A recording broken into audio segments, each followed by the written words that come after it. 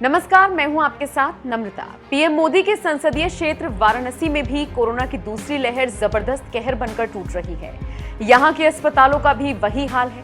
कहीं मरीजों को ऑक्सीजन नहीं मिल रहा है तो कहीं बेड नहीं मिल रहा है।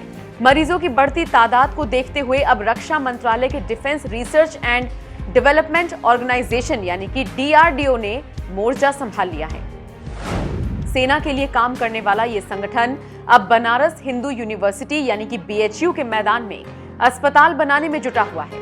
अस्थायी अस्पताल के निर्माण का काम इतनी तेजी से हो रहा है कि महज 15 दिनों के अंदर कोविड मरीजों के लिए तैयार हो जाएगा। PM केयर फंड से बन रहे इस अस्पताल के बारे में DM कौशल राज शर्मा ने बताया कि अस्पताल बनते हुए 3 दिन हो गए हैं। अब बस 12 से 13 दिनों के अंदर ये अस्पताल बनकर तैयार हो जाएगा। 250 के 4 चैम्बर्स बनाए जाएंगे, जिसमें एक ICU होगा जबकि 3 नॉर्मल ऑक्सीजन वाली यूनिट होगी। DRDO की ओर से बनाए जा रहे इस अस्थायी अस्पताल में लाइट, पानी और सीवर जैसी तमाम सुविधाओं के इंतजाम किए जा रहे हैं। जिला प्रशासन के मुताबिक वाराणसी में कोरोना के 1600 मरीज को अस्पताल की जरूरत है। ऐसे में 1000 बेड का बन रहा ये अस्थायी अस्पताल उन मरीजों को उचित इलाज मुहैया कराएगा।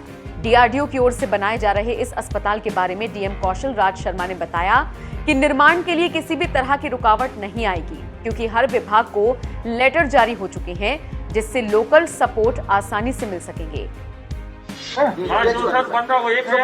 BHU में 250 की 4 यूनिट बनाएंगे। वो टोटल 1000 बेड होंगे। 250 के 4 चैम्बर होंगे उसमें, और एक चैम्बर में ICU चलेगा और 3 चैम्बर में बिना ICU के नॉर्मल ऑक्सीजन बेड चलेंगे। कब तक हो जाएगा?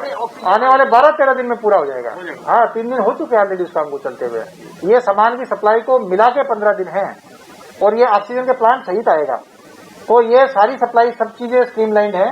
इनके जो प्लम्बर, मैकेनिक, हर चीज इसकी सारी DRDO की तरफ से व्यवस्था हो रही है। जो लोकल सपोर्ट चाहिए उसमें नगर निगम है, जल निगम है, बिजली विभाग है, BHU है, PWD है, कुछ सिविल कंस्ट्रक्शन भी होगा, कुछ CC रोड की, कुछ कंक्रीट की DG सेट रखने के लिए बनेंगे, कुछ इंटरलॉकिंग भी लगेगी। तो हमारे विभाग करके देंगे। सबके लेटर जारी हैं। फंड सबको डिजास्टर मैनेजमेंट से दिया जाएगा, स्टेट गवर्नमेंट से। फिलहाल ये विभाग काम करेंगे और बाकी रिइंबर्समेंट हम करेंगे।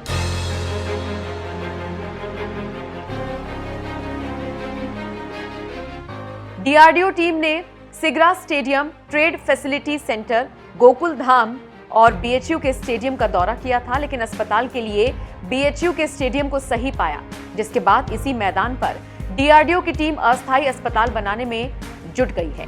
इससे पहले DRDO गुजरात सरकार की मदद से अहमदाबाद में महज 8 दिनों में ही 900 बेड का अस्पताल बनाकर खड़ा कर चुका है। इस अस्पताल में अब तो कोरोना मरीजों का इलाज भी शुरू हो चुका है। बता दें आपको, सेना, पैरामिलिट्री फोर्स और राज्य सरकारों की मदद से DRDO देश भर में कुल 6 कोविड हॉस्पिटल शुरू कर रही है। इनमें से दिल्ली और पटना के अस्पतालों में भी सेवाएं शुरू हो चुकी हैं, जबकि यूपी के लखनऊ में 450 बेड और वाराणसी में 1000 बेड के अस्थायी अस्पताल बनाए जाने का काम जोर शोर से चल रहा है। बहरहाल, वाराणसी में कोरोना से जुड़े मुद्दे पर DM कौशल राज ने क्या कुछ कहा, आइए आपको सुनवाते हैं। मैंने आपको बताया 2 अस्पतालों को आज लिखित नोटिस CMO साहब के थ्रू जारी हो रहा है। MCI की गाइडलाइन लगा के लेटर सभी अस्पतालों को, 43 अस्पतालों को जारी हो रहा है।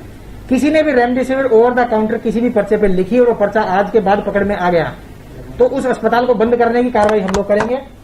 MCI की गाइडलाइन का उल्लंघन करने के लिए उस डॉक्टर के खिलाफ हम उसकी डिग्री के कैंसिलेशन के लिए और उनके मेडिकल प्रैक्टिस पर रोक लगाने की कार्रवाई हम लोग करवाएंगे। मरीजों को और ज्यादा मेंटल ट्रॉमा दिया या उसके इमोशनल, उसका गलत नाजायज फायदा उठाते हुए उसमें डर कायम करने की कोशिश की तो ऐसे डॉक्टर्स के खिलाफ हमें उसके एंटी प्रोफेशन भी जाना पड़ेगा, तो हम कार्रवाई कराएंगे। और हम आगे भरपूर इसमें एग्जाम्पलरी कार्रवाई कराएंगे।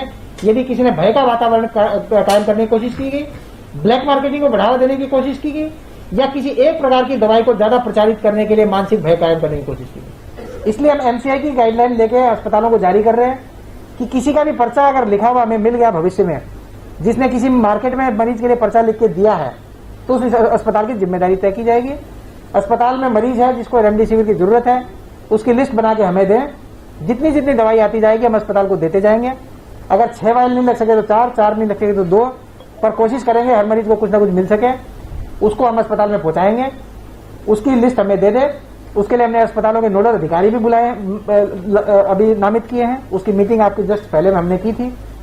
उनके माध्यम से हम लोग वो दवाई बंटवाएंगे और जितने मरीजों की अवेलेबिलिटी होगी उसके हिसाब से लगाएं। मरीजों को खुद परेशान ना करें कि वो पर्चा लेके बेचारे मार्केट में घूमें, वो ब्लैक मार्केटिंग को बढ़ावा दें, या वो 2 नंबर की दवाइयां बिक्री हो तो उसको बढ़ावा दें। नकली रेमडेसिविर बहुत पकड़ी जा रही है। 25,000 वायल नकली रेमडेसिविर की बरामद हुई है अभी, जो नमक का घोल देके रेमडेसिविर दवाई बना के बेच रहे हैं, जीवन से खिलवाड़ कर रहे हैं लोगों के। ऐसी नकली दवाई कोई ले भी आएगा तो क्या चढ़ाएगा और क्या उसका फायदा होगा? जब मार्केट में अवेलेबल नहीं है, पूरे देश में 3 लाख इंजेक्शन बन रहे हैं डेली, तो कोई कैसे ले आएगा रेमडेसिविर? और ले आया तो 10,000, 20,000, 30,000 ऐसे कोई ब्लैक के रेट पे ले भी आया तो कितना उसको प्रभावित करेगी और कितना वो डॉक्टर उसको अपना संवेदनशीलता के साथ उसको बता पाएंगे। जो 800 रुपए की चीज है या कुछ कंपनियों की 2,500-3 हजार रुपए की चीज है, वो ब्लैक मार्केट को बढ़ावा दे रहे हैं, पूरे ब्लैक तंत्र को बढ़ावा दे रहे हैं।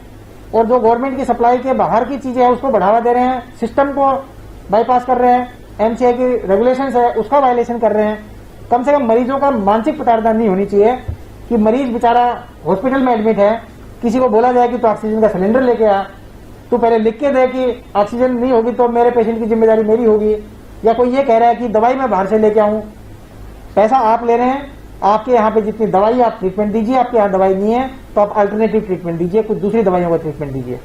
और आपको रेमडेसिविर चाहिए, हमसे लीजिए, हम जितनी दे पाएंगे जरूर देंगे, नहीं दे पाएंगे तो कम लग जाएगी सबके, 1 या 2 वायर लग जाएंगे, 6 नहीं लगेंगे। तो 6 भी प्रमाणित नहीं है, 4 भी प्रमाणित नहीं है, 2 भी प्रमाणित नहीं है, बस ये चल रहा है कि 6 लगनी चाहिए तो लग रही है।